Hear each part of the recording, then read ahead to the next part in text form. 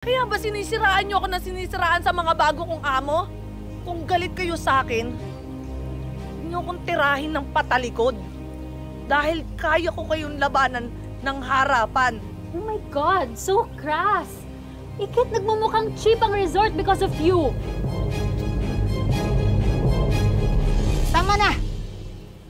Masyado nang maingay ang resort ko. Huwag ka nang umiyak, Ikit. Hindi ka mawawalan ng trabaho. What? You are letting her stay?